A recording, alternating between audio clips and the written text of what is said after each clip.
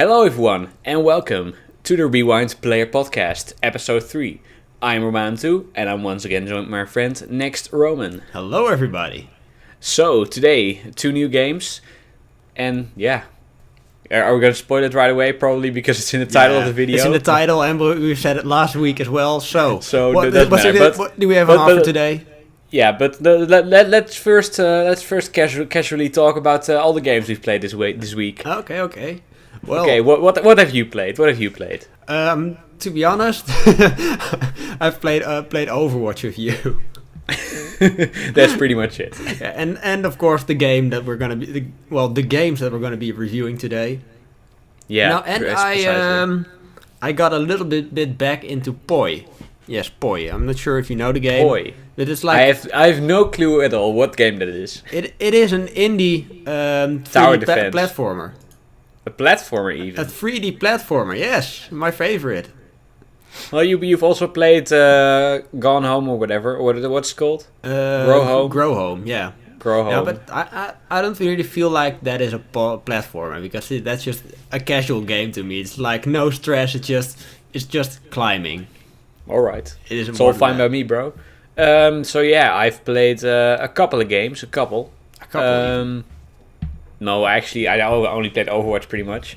But I also played the game of this week, of course, and I've played Ori and the Blind Forest. I started. Okay. Yeah, pretty cool. What kind of game is it? Because I don't know shit about it. So it's a Game of the Year contender 2015, I think, and it's a 2D platformer made by Microsoft Studios. It was Xbox One and PC exclusive, I think. Okay. And yeah, I should look it up. The art style is really dope, and the gameplay. I'm just gonna is quickly look it up on Steam. Yeah, the gameplay is really fluid and it's all great, all great stuff. So I can really recommend that game. And yeah, I finished Shadow Warrior 2 this week. Ah, cool. Or whatever it's called. I think it's Shadow Warrior 2. Whatever. It was a second one in the reboot series or whatever. Okay. But it wasn't great. No, it wasn't. No, it wasn't the best. But I think you were quite hyped for playing that game, so yeah, I was, but for one, they made a really annoying loot system with a terrible inventory. You constantly pick up like these plus 5% frost damage or whatever, and they have you attached to every different weapon. You have 20 different weapons, and constantly you have to get new ones and upgrade and go into your inventory and put new shizzles on your weapons and craft stuff. It's so useless. It's also terrible inventory design. That sounds. And yeah, also the enemies have kind of become bullet sponges, kind of like Borderlands, and the level design sometimes is just a mess. Well, that doesn't sound very great. But it was pretty fun still, but it wasn't great. Still fun, then yeah. But I doubt if I'm gonna give it a go. No, but Deus Ex is on sale at the moment on Steam, so if you want to pick up a great game this year, Deus Ex, what is it? Mankind Divided, I think. A Christmas gift for myself. Yeah, exactly. Perhaps. So that's great, but no, that's pretty much it. Yeah. So have you watched Ori and the Blind Forest? Yeah, I have, and I have to say it's to be honest, it's not an art style I'm like a fan of.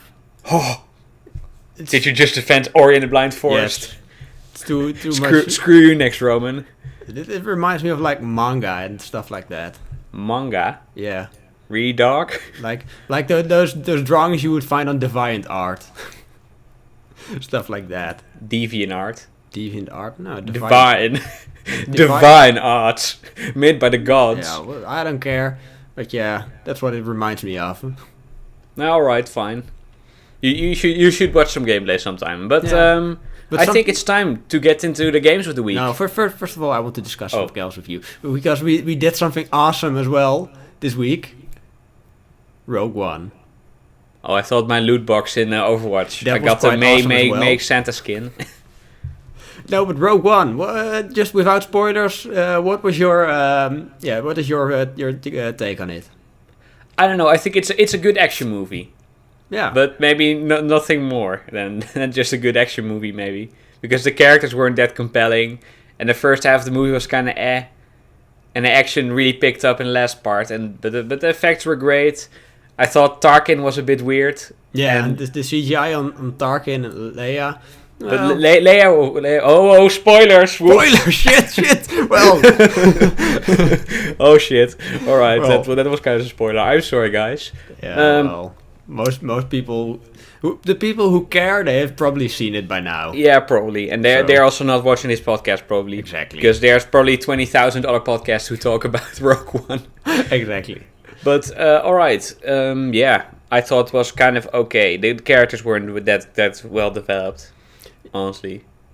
Yeah, the characters they weren't very good because well, if we're gonna be spoiling everything, they all die in the end. So if you would get really emotionally attached to all the characters, and they would just finish them off in the last couple of minutes, that would be Yeah. kind of bad.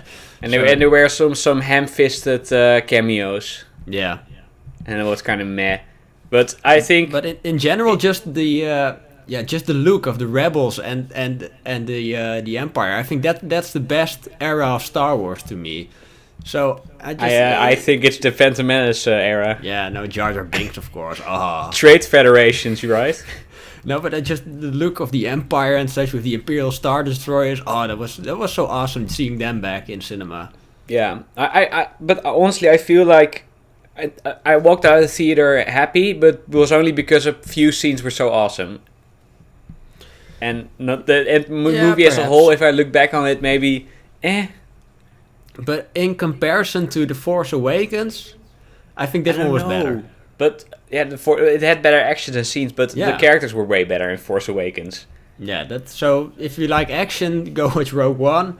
If you Yeah. like Star Wars, then you go watch Episode 7 now. exactly. But I think it's time to Yeah. go into the games. Exactly. Ooh, hype. Enough Rogue One talk, of course. Yeah. Yes, the first game we will cover today is Timesplitters Future Perfect. You've played this game. It is played it. made by Free Radical Design, played now it as well. defunct gaming studio. It was bought up by Crytek. And they made some multiplayer shit. And they made Haze, our favorite Best game, game of all time. ever.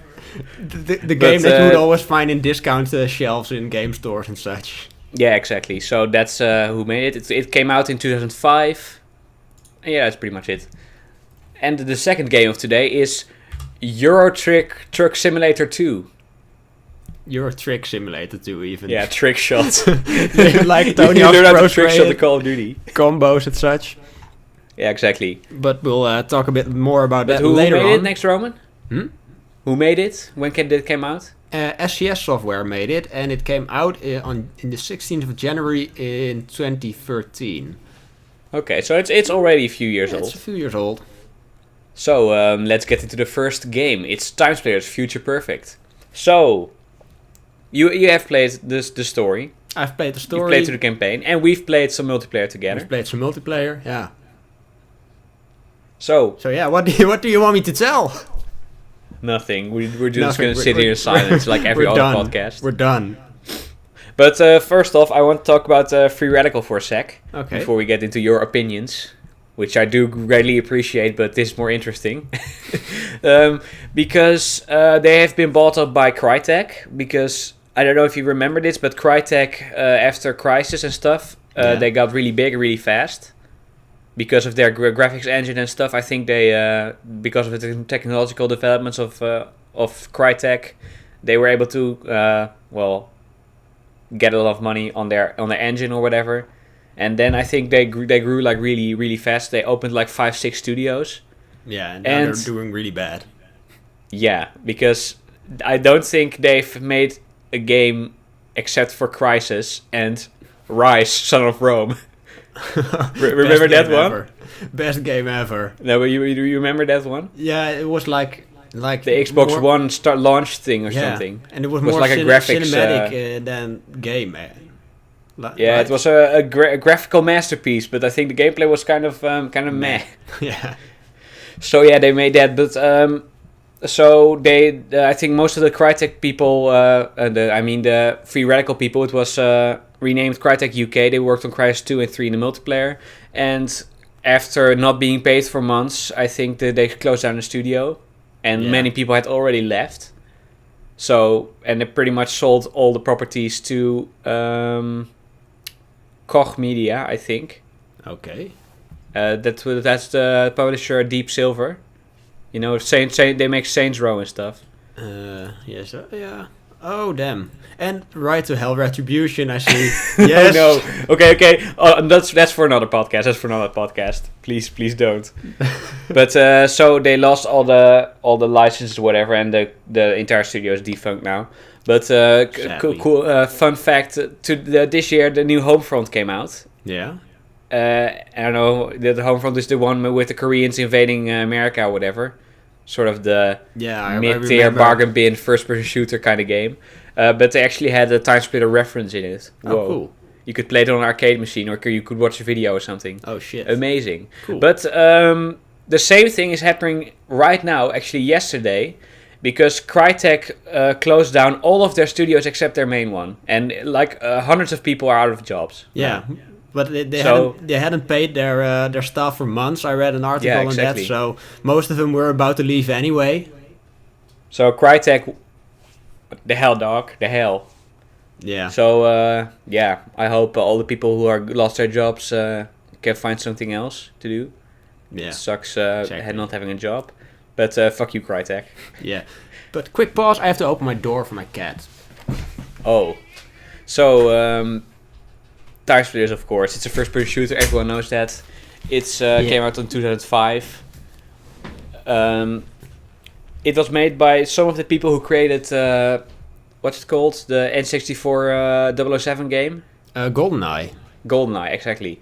So in the second one you still had the floaty cameras, but I actually prefer this game because it has like a fixed aim or whatever. It's not just floating over the screen. Your regular first-person view. And so that's great. So next, Roman, you've played through the campaign, we've played through the multiplayer, and there's also an arcade mode. So let's start off with the campaign. That's I think the most straightforward one. Yeah. Well, it was fun, I have to say. It was a good shooter, especially for its time, and I did play the GameCube version, by the way. Okay, that's good to know. I'm not sure if there's any differences between the GameCube and PS2. I don't know. I think online play. You can play online on the GameCube, and you can on the PlayStation 2 and Xbox, I think. Yeah, well, but I didn't play online. So no, I don't think the servers are very very busy. They're probably quite dead by now. Yeah, I think most of the people played it on split screen anyway, but yeah, the campaign, it was quite short. I finished it in like 5 or 6 hours or so. Yeah, but that's pretty normal for a PS2 era game. Pretty normal. To be kind of short. And yeah, it's just a campaign that takes you all over time, because that's basically Timesplitters. You travel back and forth in time. It gives this whole Doctor Who vibe with creating paradoxes and such.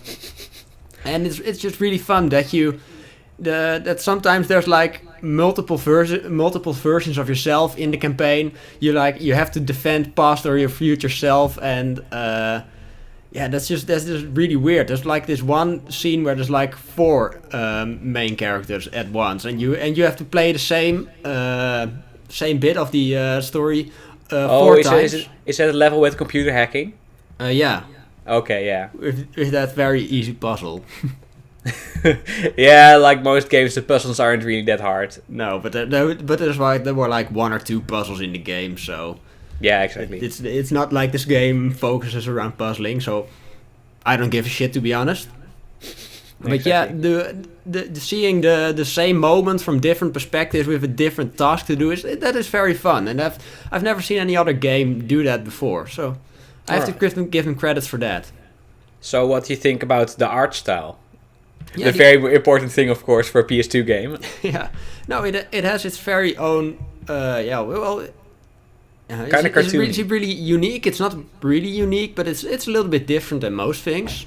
It's kind of cartoony. It has a cartoony vibe to it. Yeah. Yeah. So yeah, I like that. That's a part that I liked. And of course, I think for that era of gaming, like 2005, the graphics were quite fine. Yeah. I think it holds up pretty good, especially when you put it in an emulator. Exactly. Oh, that's illegal, of course. I'm sorry, Nintendo. Please don't sue me or whatever. Please don't sue me. No, is emulating actually really illegal? I'm not sure how that's viewed. I think it's kind of a gray area, but Yeah. I don't think some people frown upon it. Some people frown upon it, and some people are like, yeah, but these consoles are like totally obsolete, and you can't Well, get those I think games most anywhere. people are like, if you own the game, they don't care. Yeah, exactly. But let's get back to Timesplitters, not get Caught up in emulating. Yeah, exactly. But the guns, it has quite a variety of weapons. Yeah, exactly. Because you travel through time through these different time periods, and and every time period has its own guns. So there's like guns from the past with like really retro guns, and there's really futuristic laser rifles. So they give you it's a bit of a mix of weapons, but like there's always the assault rifle, there's always the sniper rifle, there's always the pistol. So yeah, basically they're all the same, but with a different look, and well, one fires lasers and the other one doesn't. So yeah, exactly. But you do have the flare gun. You do have the flare gun and the harpoon gun.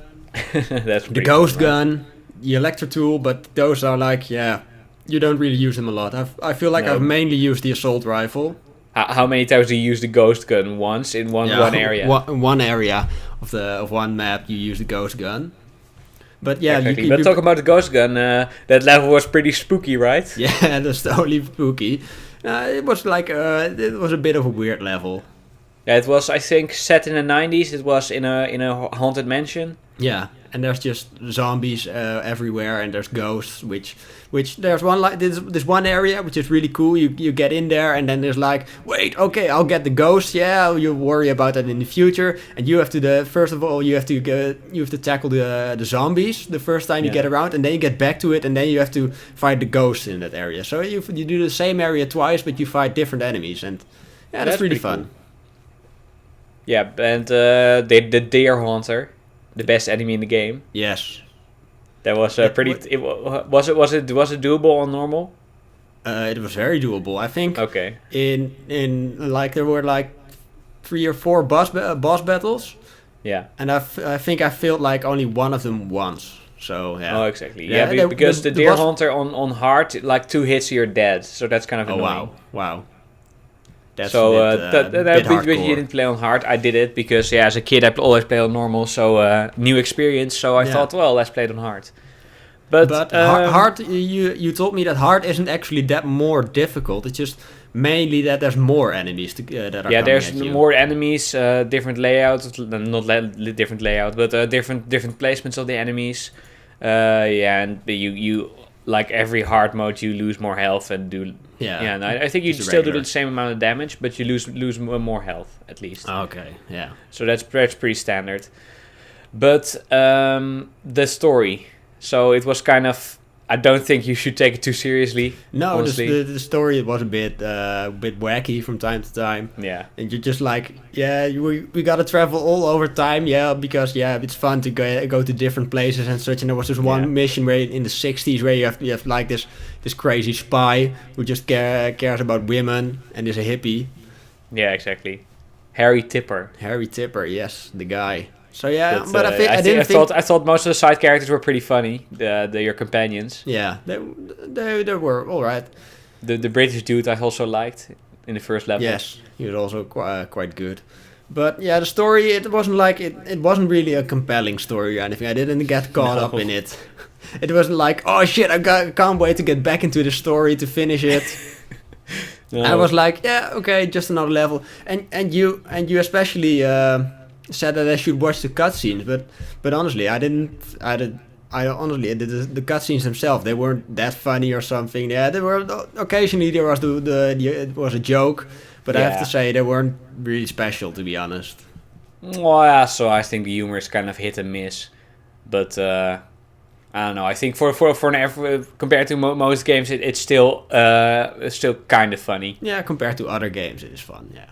I mean, you can play Dying Light or whatever and get really depressed by how stupid a story is and how serious it is, while the material is like super serious. Like that's a problem I have with some games. to we're getting off track again, but a lot of games have like really stupid premises, like zombies, you have to whack them, and then the story is like super serious, and they try to really create a compelling movie or whatever. Yeah. But they really should make it more lighthearted. Come on. Yeah, they take themselves way too serious. Yeah, that's so that's a bit. The gaming should become fun again. Like we should stop make gaming fun again. Yeah, we should stop making all those super serious games and just be fun. Yeah. Just so like all Call of Duty's, right? Super serious. If you take a look at Battlefield 1, for example, is there any fun in that? No. It's just grey darkness where people kill each other. No, but we're getting so off track with this. But Battlefield 1 had like an introduction mission with you play a character and he dies. If you die, he also dies. It shows on the screen the name of the dude you're playing and when he was born, when he died. Yeah, then you switch to the next one and die, and like it shows how horrible war is. Yeah, exactly. But 2 levels later, you're walking around in a metal suit with a minigun. You almost can't die. You mow down hundreds of enemies. And I'm like, come on, don't take yourself so serious. Yeah. So, or you should go all the way and be serious the entire game. Yeah. Or you should just take everything a bit more lighthearted. And or at least don't try to make it more serious than it is, because it is not. No. World War One One was a joke, of course. Yeah, but so let's go to the multiplayer. Yeah, I think that's for most people it's the most important aspect of the game. It's the main selling point of the game. Yeah, I've played a couple of games with you, and it was very fun because there's this whole buttload of game modes. There were like, how many were there? Like 15 or something like that. Something like that. I can look it up. And yeah, there's like 15 game modes, and they're all different. And there's a whole load of characters that you can choose from. Each character has different stats. So some of them are more agile, and some of them are more tank like. Yeah. So yeah, it's not like everybody is the same. So you can choose a strategy, and yeah, you get to customize a lot in multiplayer. You can make your own weapon sets. You can add custom bots and everything. So yeah, the multiplayer is really fun and it's really arcadey. So yeah, I think that might be the best part of the game. One of the best you have a lot of game modes like Deathmatch, Team Deathmatch, Capture the Bag, Tag, Flame War, Virus, Assault, Elimination, Escort, Knockout, Last Stand, Vampire, Shrink, Thief, Leech, Regeneration, Zone, Gladiator, Monkey, Assistant.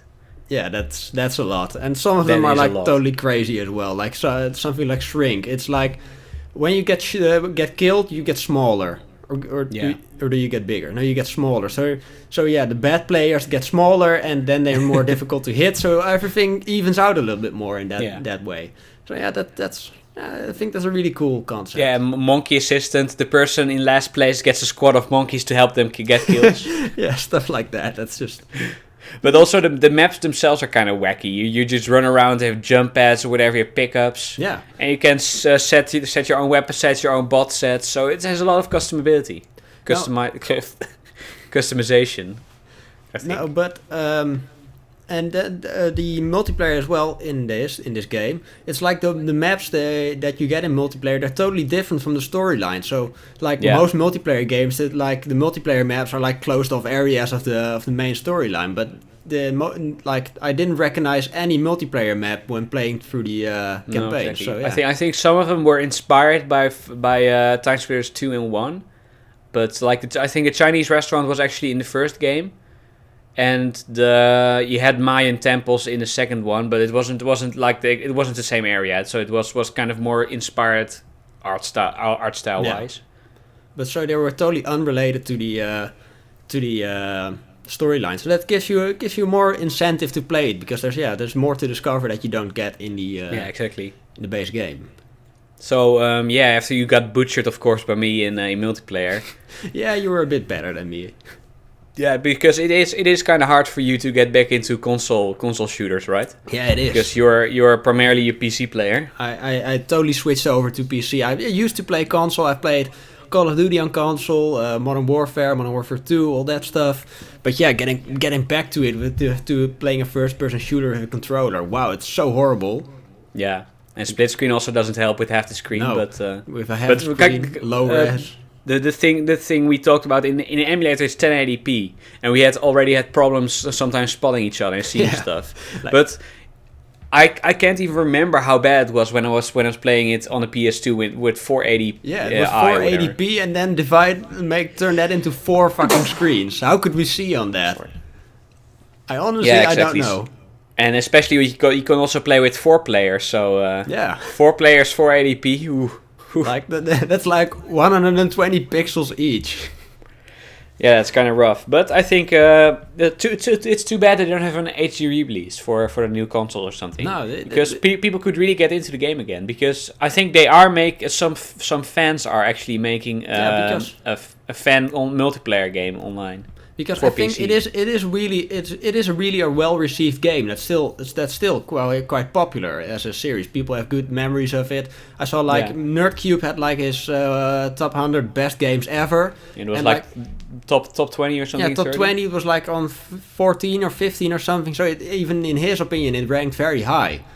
So and when you go to Metacritic and look up this game, there's barely any. Well, there's only like 2 critic average reviews and 2 user average reviews. So it's kind of hard. But you probably have some IGN what's it called, archive or something with reviews. You could probably find their 9 out of 10. Because I wanted to read up a little bit on the reviews, but I just got to 404 errors. There was no reviews were live anymore. I have the Wikipedia page has some reviews. Of course, Wikipedia, beware, it might become bunch of bull crap. But I think the average rating is an 8.2. But I think most of the reviews are like between 8 and 9 out of 10. So that seems fine by me. So it's a very well received game. So I think an HD re-release, it would go down well. Yeah. Exactly. So a new generation of people can play that game, because I've played a shit ton of this game. It is one of my favorite games of all time. I think it's probably my favorite shooter of all time. Yeah, just for the arcadey multiplayer, that's just so much fun. Yeah, but for like hundreds and hundreds of hours as a kid, I played with my brother or whatever and friends. It was great. It was great. I can understand. And one thing that the game featured that not many games feature anymore is a map maker. Oh yeah, have you tried that one? I did try it. I really wanted to try that, and it was like you had beginner mode where you could place your just some stuff and so like a basic map. But when you go into advanced mode, there was actually quite a lot of options you could do. You could basically create your own story missions. You could place NPCs which would patrol an area. You could set triggers and such. So it was really cool. The map editor, I wasn't expecting much of it because, editing maps with a controller is always like a bad idea. Yeah, and especially on console, you barely have any map makers. Exactly. So really PC thing I was kind of surprised by that, how well that worked. So if it were to get a HD remake and with like a Steam Workshop or something like that with user-made maps, I think this game would really, really go down well. Yeah, exactly. Because I, as a kid, I created a level where you had to sneak past like robots. Yeah. And you could do scripts. But if you sneak past them and push the button, they would all shut down. It was pretty cool. They would all instantly die. So I was really proud of myself for creating that. I was like a programming genius, but not really. But it was always really fun. So I think have you played the arcade modes or whatever they're called? No, I haven't. You can curl a monkey or whatever. Oh, stuff like that. Oh, that sounds really, really fun. I'm kind of sad that I didn't try that. Yeah, so that's maybe one for the future, but yeah, but exactly. Yeah, but like when I finish the game, when I finish the story, you get like these tooltips and a loading menu. And the game was like, you have completed 20% of the game. Yay! And I was like, what? I've played the entire story. Yeah. How can I have only... you have to play it on hard or whatever to unlock more characters. You have to play arcade modes or whatever. And finally, I think you can 100% the game if you unlock every single character in the game. Yeah. So there's a lot to do in that game. And it gives you an incentive to try again. And again, and again. And again, yeah. But... I think let's conclude this part of the podcast. And it had vehicles.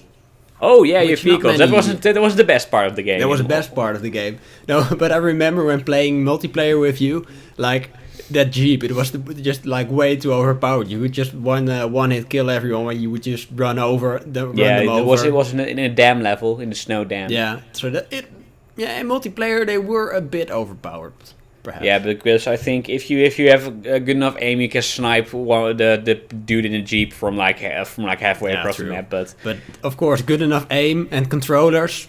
Yeah. And especially if you play a monkey in multiplayer, you're of course very small, so you can. It's kind of hard to hit him sometimes. Yeah. But I think the conclusion, all-round good game. I think. Yeah, the conclusion is it is an all-round. It is a good game. Like the story-wise, it was pretty average. It was it's all right, but it's not something very special. Yeah, it's also not really the focus, I feel. No, but it is a game. I wouldn't say it's fantastic or anything, but it's just a solid game to me. Okay. Is it the best? Is it the best game you've played on the podcast? I think it is. Yeah. Because I can't remember what other games you've played. I've played Ratchet and Clank. Yeah. SpongeBob, SSX, and this. Well, I think those three games, for a lot of people would put those in the top 10 PS2 games. All honesty. I've picked out the best of the console. So you're slowly working your way through the history of the PS2, playing all the best games. Well, I have another console classic lined up for you, so...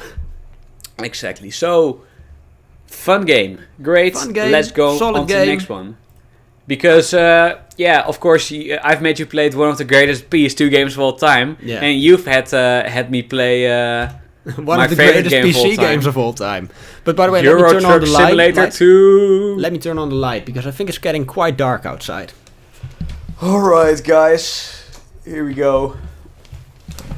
So, quickly turn on the light. Should be a bit better by now. Yeah, maybe. So, this game, tell me the facts. Well, Euro Truck Simulator 2, made by SES Software and distributed by Excalibur Publishing. Everyone knows them, right? It was a game released in 2013, and it is a sequel to Euro Truck Simulator. And it is a vehicle simulation game, so it tries to mimic vehicles as realistic as possible. And basically what you do is you get a truck, you pick up some cargo, and you deliver it somewhere else, and you make money, and you start a company. Yeah, that's the game. That's been my experience. Yes, that's the game. Yeah, that's the game. That's all it is. That is all it is. I can test that statement, but tell me about your experience. What is the first thing that comes to your mind by now? It was fun for about the 15 minutes. that's my memory of the game, because I played a few hours months ago, and I played another 2 hours this week, and I remember kind of enjoying just the concept how stupid this game is actually, because of course we have a series on our YouTube channel, of course, shit simulators. We bash on every single simulator. Yeah, but this one isn't shit. Yeah, it is well made. Well, we'll get into that soon, but honestly, I said in the game, I was like, oh, the graphics are pretty good. Yeah. Oh, the interior is pretty good. I'm not disappointed. It's not absolute shit right away. And of course, I'll start off with the positives. The physics aren't complete shite, unlike most other simulators. Well, they're very realistic, actually. Yeah. But I remember just having fun, just kind of fucking around, getting fines. The first time when I was going from one type of place to the other, I thought oh, fuck it, I'm gonna do crazy stupid shit, and I'm gonna bump into other cars, see what happens. And I got into a hole in the road, and I got stuck. Then I stopped playing the game for 3 months. And then I made my first delivery. I was going from the Netherlands to Scotland or something. I took the ferry, whatever I thought was, oh, cool. It's a bunch of landmarks, and the graphics are great, so it looks good. And I thought, oh, it's kind of interesting riding around Europe. Maybe it's kind of a fun tour game. And after that, it became really boring really fast to me, because I want to hear your feedback, kind of. I'll get into my in-depth criticism in a second, because Well- I started off positive. Yeah. Well, to me, the game is like, it isn't really about the gameplay itself. Yeah, you drive around, but it's like, it is a game that I can play while watching another video. And there's not many games that I have to go. Yeah, most games I have to put my full concentration into, and this game I do not have to. So yeah, it's like I just put on some very nice music, and it's just calming and relaxing. It's just, yeah, you drive, and that's basically it. So yeah, it's just for me, it's just a very relaxing game. It's not most games. They're like, oh, they're way action packed. They're very fast and such. And this is like, kind of a slow, relaxing game. Exactly. Some games are very action packed, and I would call them fun. But to me, especially like lately, I've not had a lot of free time to play games. I try to very effectively try to finish as many games as I can and have as much fun as I can in only a couple of hours a week.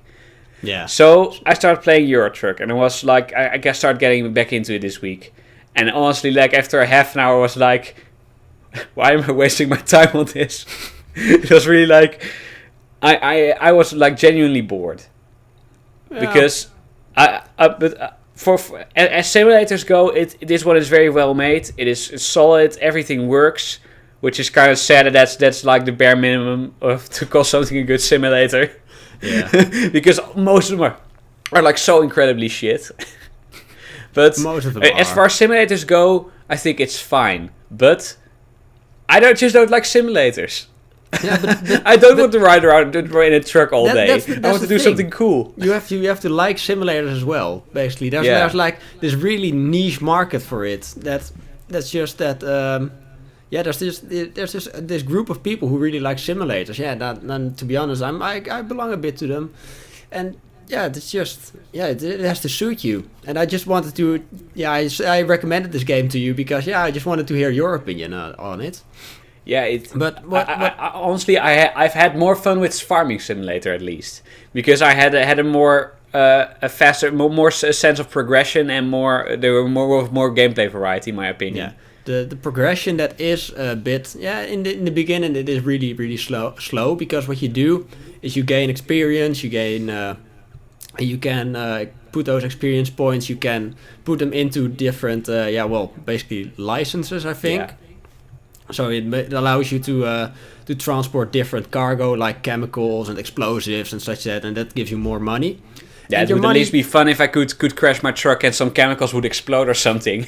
That would make the game a little bit more exciting. That's not what a simulator is about. Why not? It's a simulation about getting cargo from one place to another. And if you're carrying explosive cargo and you crash, you should be able to realistically explode. That's a simulation. This is a simulation. Yeah, but it's supposed to be realistically a simulator. That would be fun, but it's not what a simulator is about. A simulator is just about doing your job and doing it well. And doing it well isn't crashing into something and making your truck explode. Sorry guys for a slight delay. Skype fucked up. Well, my phone fucked up actually. Yeah, you didn't have any battery left apparently, but it was still plugged in, so I don't know what happened there. I don't know. But we were talking about map scaling. Because it has the entire map of Europe, pretty much. Yeah, it is the entire map of Europe, and to me it's just like it's perfect scaling because if it was to be bigger, then jobs would take too long, and otherwise it would be too easy just to drive from all over Europe. So to me, the distances do feel right. No, that wasn't a problem for me at all. It was kind of cool to ride from one place in Europe to another, see some cool landmarks. Yeah, exactly. And it takes not more than half an hour or something most of the time, right? No, not more than half an hour usually. Well, of course, most of the very longest jobs they do take longer, but I mean, if you go from can you go to Spain? I can't remember. No, you can't. Well, if you go from southern France to like Poland or something. No, it's not that far. The most far away job would be from Scotland to Hungary, something like that. And it will take you about how long? I don't know. I haven't tried. Nerdcube has though.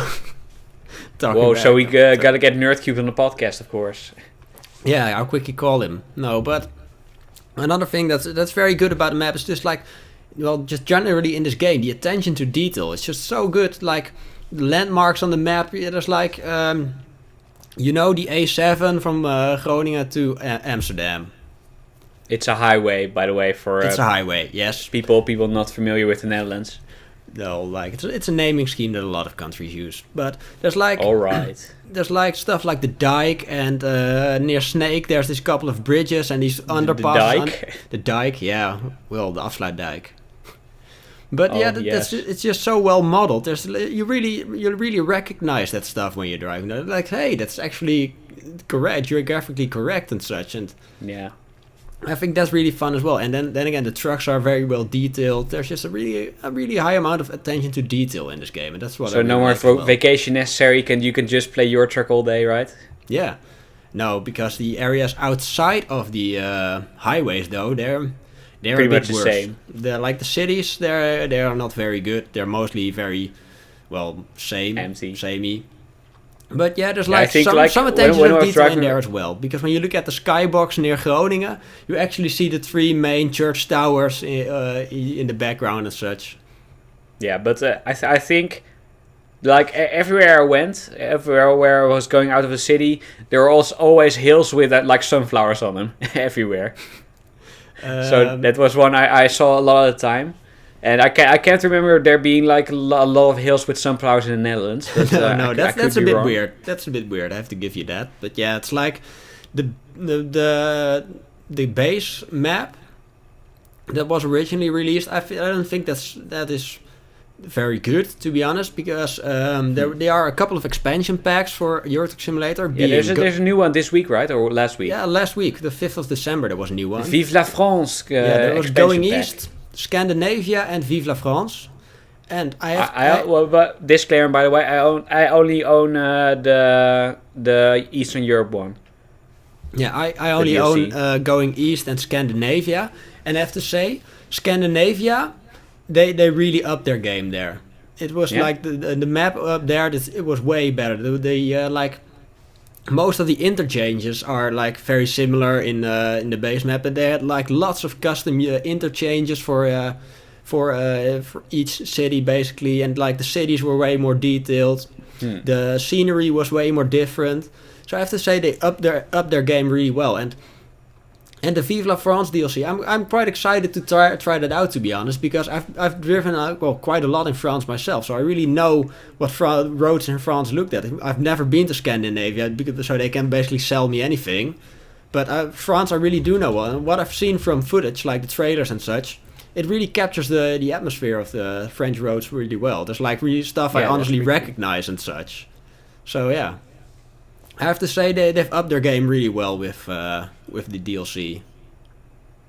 Talking about upping the game with DLC, I'm looking at the Steam page at the moment, and there's about 20,000 DLCs. Yeah. The Viking Legends, the Ice Cold Paint Jobs pack, and like every nationality paint job pack imaginable, all for $2 pretty much, or $1. Yeah. Seems kind of expensive. Yeah, it is, but that's just like the expansion packs. There are three main expansion packs, and the other stuff is just like, well, stuff. If you're really into this game, you can get it. You can give them some more money. Like if you're from a certain country and you want a certain skin for your truck, well, pay €2 and get the skin for your truck. But next, Roman, do you own the best DLC of them all? The cabin accessories? Yes. No, I do not. But it is like a dog, a ballhead dog. Yeah, it has bobbleheads. And a hula girl. Whoa. No. But like most of the DLC is just paint jobs, different paint jobs for your truck. And then there's 2 other DLC packs which are like new trailers, like the high power cargo pack, which adds you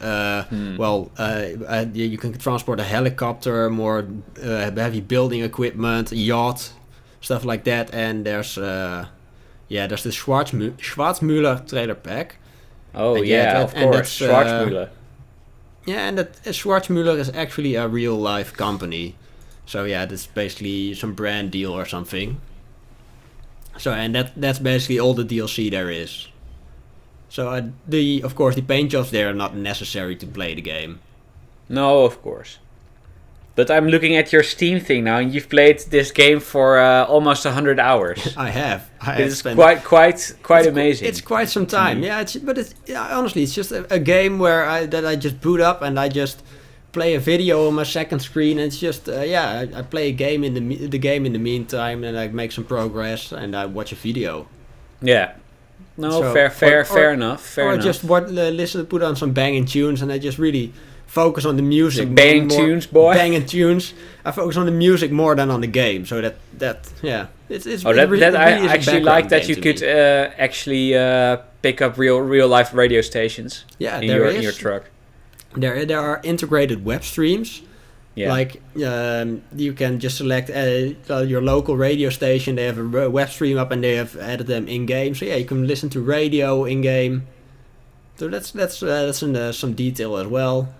Yeah, so if you want to listen to your favorite Romanian heavy metal radio station, you're in luck because your truck has it all. Whoa! I remember once playing a really weird Polish radio station and accidentally clicking it. I was like, "What the fuck is this?" There's like over 100 radio stations in the game.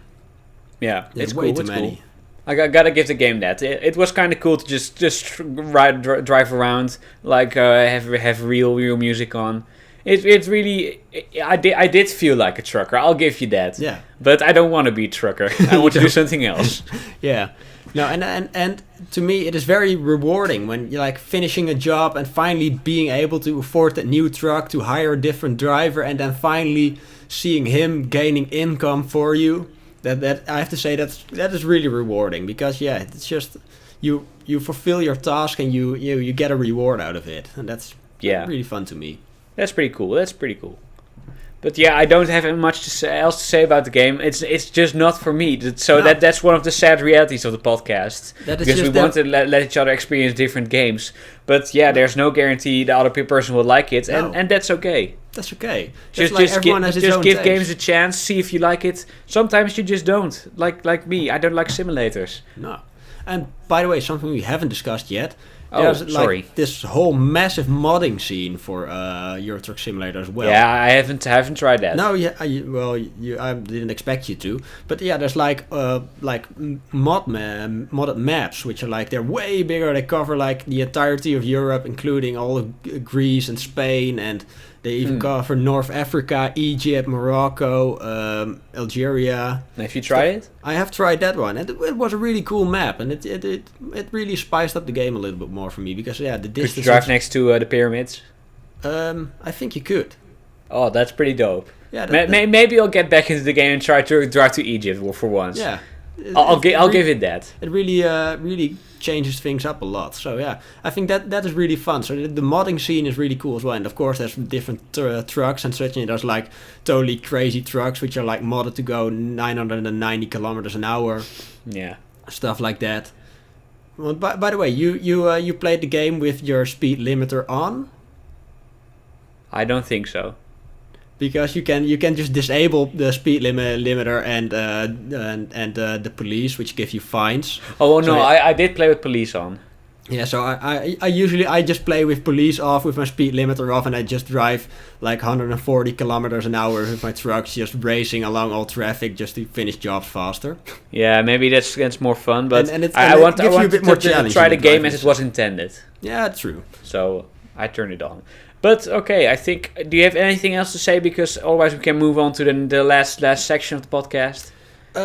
Well, just it is a good. To me, it is a very well-made simulator. It's one of the best simulators out there, and I really like it for that. And it's just of course, there's a specific group of people. It's just you gotta love it or you hate it. But to me, I think it's a very good game. But yeah, I think together with Farming Simulator, it's probably the only simulator people know of, at least. Because I saw someone on the internet say that Farming Simulator and Euro Truck Simulator are mainstream simulators, but still no one plays them, in all honesty. Come on. No. Compared to mainstream games, they're still tiny. Farming Simulator 17, it wasn't twice as big as Call of Duty Infinite Warfare. Yeah, on PC, but no one plays Call of Duty on PC anyway. Yeah, that's true. But it's and still, no one plays on PC anyway. It's like a tiny percentage of the total amount of gamers. So exactly. that's something to keep in mind. But still, I think if you want to waste your time on a simulator, you might as well pick this one because it's pretty solid in what it does. And there's still even though it's like 3 years old by now, and there's another game released by them. They're still making new DLC. Simulator, right? American Truck Simulator. Yeah, if you should like. Well, it's basically the same game, but like if the map is a whole lot better from the beginning on, because they're just better at creating maps, and it's just in an American setting. So yeah, it's a really fun game as well. But I say, okay, let's go to the last section of the podcast. Yeah. I just thought of something, because it is the last podcast of the year, I think. Okay. Right? Yeah, it's only 2 weeks. It is. All right, the last podcast of the year. So, would you mind doing a Cure Gaming top 3 game of the year? Top 3 best games and the game of the year. Or top 5 maybe, if you can do it. Well, I honestly I have no clue which games were released this year. List. Well, just look it up. I think I can guess which game is number 1 on your list at least. I think that one is pretty obvious, right? But let's go. Let's don't. I will not give it away. List of 2016. 2016 in video gaming. Game releases, yeah. So, which games do we have that I've actually played as well? Well, let's you figure it out. I'll give you my top 5. Okay. In the meantime, Five Nights at Freddy World. Yes, it's only Five Nights at Freddy's. No, but I am top 5 maybe a little bit much even. Let's make it top 3. Top 3. Number 3 for me is Deus Ex. Mankind Divided. That's the newest one, right? Yeah. I think so. That's my favorite one of the year. My third favorite one, because I just think it was a really solid game. Open map design, cool stealth and whatever. It was just really solid. And yeah, I think some people didn't like it, or there were some PC issues. I gotta acknowledge that. But for the most part, it was pretty good. Yeah. And yeah, number 2 for me is Doom, because. Doom was just so good. Like, it was just so solid. The flow was so great. The weapons were so great. Was amazing. Yeah, what else is there to say? Everyone has praised Doom by now. Doom is fucking awesome. And yeah, my number one game of 2016 is what's it called? That was a very good joke coming. No, Paladins, but no, Overwatch. Overwatch is number 1. Overwatch number 1, yeah, totally. So, but maybe just because I've played it so much. It's so solid. My number 3, Pokemon Go. My number 2, Total War Warhammer. My number 1, Ghostbusters the game. No, yes. But I'm still yeah. Well, I can expand. My number 4 or number 5 is I think Uncharted 4, really solid, really good. Just the graphics were amazing. Story was kind of fun. Whatever. Number 5 is for Uncharted, and my number 4 pick is Ratchet & Clank, the remaster, the remake. That came out this year. It was really solid. Great graphics again. It's not an in-depth review or anything, but. Just return to form. I hope they do something new, something else with a new Ratchet & Clank on the PS4. It would be amazing. But for a remake, it was pretty good. Yeah. No, but I think I've got my top 3. You got your top 3? Okay. Yeah. On 3, I haven't even played this game, but I still think it is the top 3 for me. It's Planet Coaster. Oh, it's just I've played. That's kind of a weird pick if you haven't played it next Roman. Yeah, no, but it's like when I was little, I loved the shit out of Roller Coaster Tycoon 3. I've played that game so much. I've built so many coasters in that, and just when seeing the look of Planet Coaster, just the entire art style and the way it is, it looks so good, and I really want it so bad. But honestly, by the way, it's like the first game that I'm actually worried that my PC has trouble running. Yes? Yes, because like I don't meet the recommended specs and such, and like it is quite a processor heavy. Your game. processor isn't that great, right? So my processor, that's like my weakness, my Achilles heel. So yeah, that's a bit. I'm quite scared, but just the look of that game just convinced me that it's number 3. All right. And then number 2. So that's complete bullshit. Number 3 game you haven't played, but whatever. Let's go to number 2. No, it's not bullshit. To me, number 2 is Rocket League. Honestly, that didn't come out this year. It did. It was Well, February. 2015. No. Yes. No. The list of games. Oh, wait. Rocket League. Oh, shit. It's in the list because it came out on Xbox One. That's why. Nice. No, but it didn't come out this year. So you have to pick something else. Oh, fuck. You know. Mafia 3. Yes. No. Quantum Break. I have to play something. Pick something else. Fuck. No Man's Sky. Yes. Now I'll just look through my Steam library.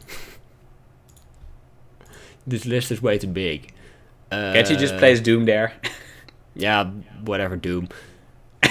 Okay, so number 2, Doom. Yeah, whatever. I'm not gonna explain on that. I didn't finish Doom. But it was a really good game to me. And number 1, Overwatch. Yeah, I had it coming. Whoa, amazing, guys. Amazing top 3. So, like, I had to fill in one spot for next Roman. One game he hasn't played, and the other one is just Overwatch. Amazing episode, guys. Amazing. So, but not yeah, even Watch Dogs Overwatch 2, by the way. It is the game I've played the most this year. So yeah. Okay. Cool. Yeah, that's something, I guess. Cool. But anyway, the games. What games should we play for next podcast? Oh yeah, of course we have to pick games. Yeah, pick games. So we're gonna turn you around because last three episodes, Next Roman has given me games that were fairly recent, and I have given him games that are from the PS2 era for the most part. So we're not going even further back. That's in a future episode. Maybe we'll go into the PlayStation 1. But I will make Let's Roman play Max Payne 3. Payne 3. For the PC, okay. Xbox 360 and PS3. Okay, it's the kind of a controversial sequel because the fan base was really mad about it. Yeah, but I really enjoyed it. It is a solid game, apparently.